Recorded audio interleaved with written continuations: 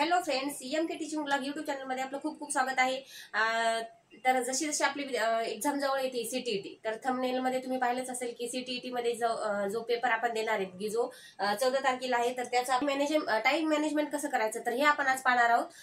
तर नक्कीच म्हणजे त्याचं टाइम मॅनेजमेंट हे खरंच अवघड आहे. म्हणजे खूप मोठा टाइम असतो, असं वाटतं आपल्याला की खूप टाइम आहे, परंतु तो खूप टाइम नसतो. तो म्हणजे खूप म्हणजे कमी होतो. कारण की तुम्ही पाहिले असेल की प्रिव्हियस इयरचे प्रश्न त्यांची जी लेंथ असते तर ती खूप जास्त मोठी असते. म्हणजे खूप बऱ्यापैकी मोठे पेपर असतात. तर त्याच्यामुळे तुम्हाला मी सांगणार आहे की हे बघा, माझ्याकडे सुद्धा पेपर आहेत. हे मी लास्ट टाइमच हे पेपर दिले होते आता जुलै मधले.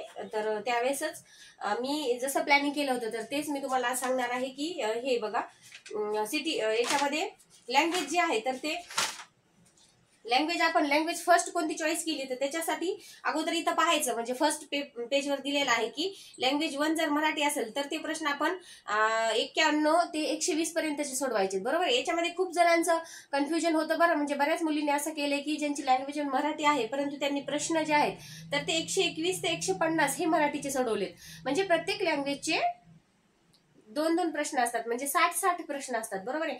पहिले 30 असतात, 90 ते 120 असतात आणि 120 ते 150 असे 2 पोर्शन मध्ये असतात. जर आपली फर्स्ट लँग्वेज जर मराठी असेल तर त्यासाठी आपण 91 म्हणजे 91 ते 120 पर्यंतचे प्रश्न सोडवायचे. आणि जर लँग्वेज मराठी जर आपली लँग्वेज 2 मध्ये असेल तर मग आपण 120 ते 150 पर्यंतचे मराठीचे प्रश्न सोडवायचे.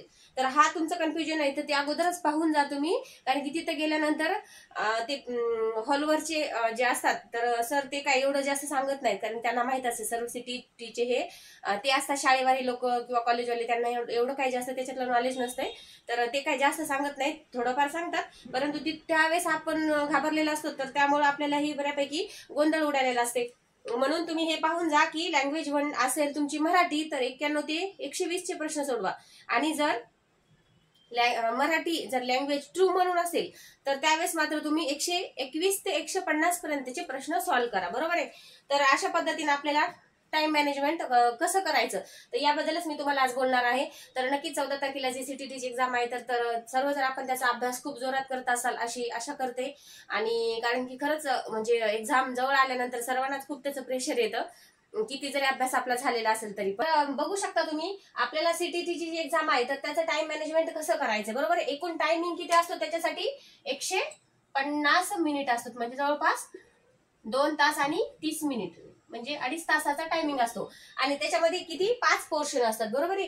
तर हे जे 5 पोर्शन आहे तर त्याच्यामध्ये आता आपल्याला काय करायचंय तर आपल्याला सर्वात सोपा जो असतो तर तो कोणता घटक आहे त्या पेपर मधला, कोणता टॉपिक आहे की जो आपण सर्वात अगोदर, कोणता विषय आहे अगोदर सोडू शकतो. तर आपल्याला, मला तरी वाटते, मी अगोदर कसं नियोजन करायचे की मी असं केलं होतं नियोजन की लँग्वेज 1 जे आहे, लँग्वेज जे आहे तर ते आपल्याला नक्कीच सोप्या जात असतात. बरोबर आहे. मग त्याच्यामध्ये पेपरमध्ये कसं असतं, एखाद दिवस तुम्हाला फर्स्ट टाइम सीडीपी पण येऊ शकते. मग सीडीपी मध्ये एवढा आपला टायमिंग गुंततो की आपण सीडीपीचे ते मोठे मोठे प्रश्न पाहून पाहून पाहून खूप असं म्हणजे असं डोकं आउट होऊन जातं. कारण ती हिंदी सुद्धा बऱ्यापैकी टफ असते. त्यामुळे आपण काय करायचं, अगोदर आपल्या लँग्वेजने सुरुवात करायची, जेणेकरून आपल्याला आपलं जे प्रेशर आहे थोडंसं तर ते पेपर मधलं सुद्धा थोडंसं कमी होतं आणि आपल्याला पण थोडंसं रिलॅक्स होतो आपण. ठीक आहे. तर मग लँग्वेज 1 जी आहे तर ती अगोदर आपण हे करायचं, लँग्वेज 1 चे प्रश्न सोडवायचे. आणि मग ते आपली लँग्वेज 1 मराठी असेल तर मराठीची, किंवा हिंदी असेल तर हिंदीची. ठीक आहे.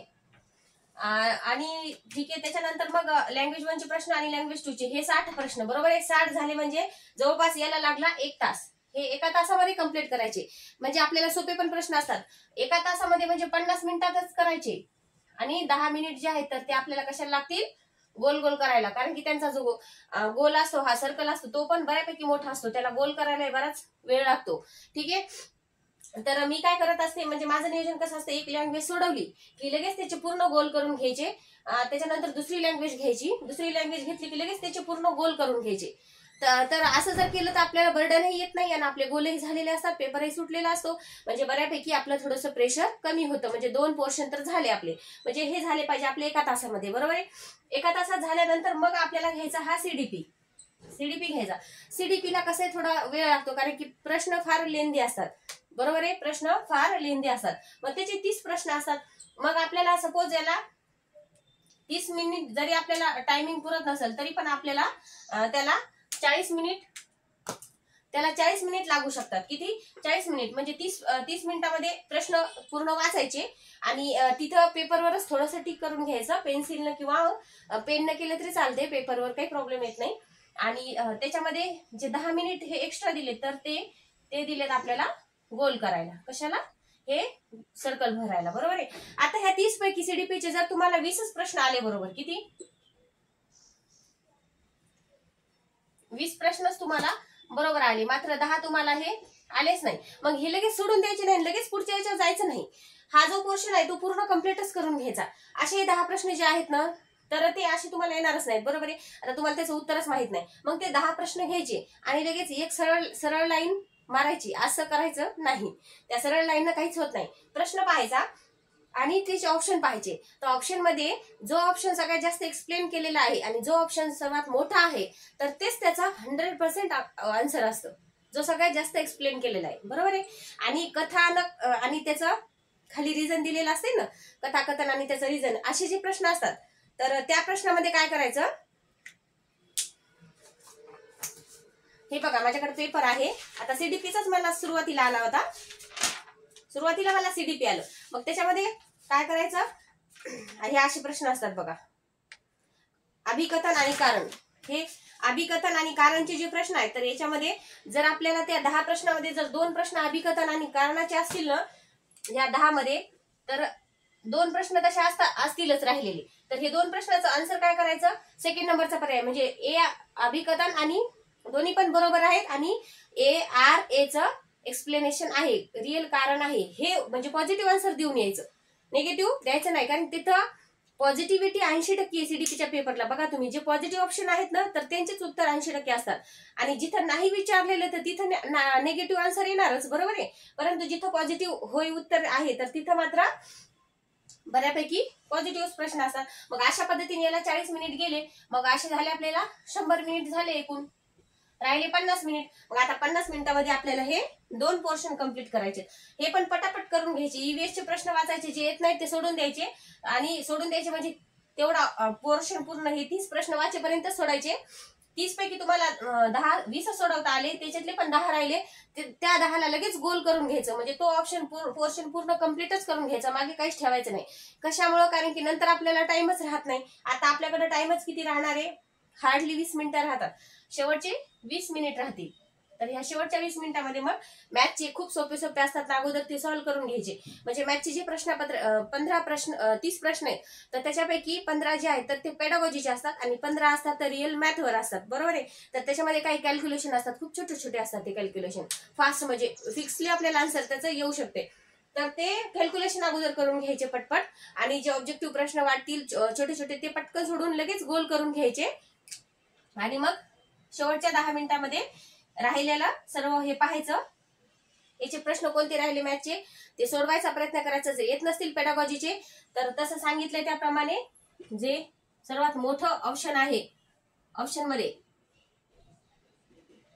मध्ये जे सर्वात मोठं आन्सर जे आहे तर त्याला टिक करून द्यायचं. आणि अभिकथनचे प्रश्न असतील तर त्याला काय करायचं, ए आणि आर म्हणजे दोन्ही पण बरोबर आहेत आणि आर हे एचं एक्सप्लेनेशन आहे, हे पॉझिटिव्हली आन्सर त्याला टिक करायचं. म्हणजे आपलं ते पण बरोबर याचे चान्सेस हे 80% असतात. बरोबर आहे. ठीक आहे. तर अशा पद्धतीनं मग आपल्या शेवटच्या 5 मिनिटांमध्ये पाहायचं हे सर्व आपण गोल व्यवस्थित केलेत का, साईन वगैरे केली का आन्सर शीटवर, आणि अशा पद्धतीने हे टाइम मॅनेजमेंट करायचं एकदम चांगल्या पद्धतीनं, आणि नक्कीच आपल्याला 100+ मार्क येतील. याची आपल्याला स्वतःला सुद्धा त्याचा कॉन्फिडन्स येईल. ठीक आहे. तर व्हिडिओ थोडा जरी आवडत असेल तर प्लीज लाईक करा, शेअर करा आणि सबस्क्राईब पण करायला विसरू नका. धन्यवाद.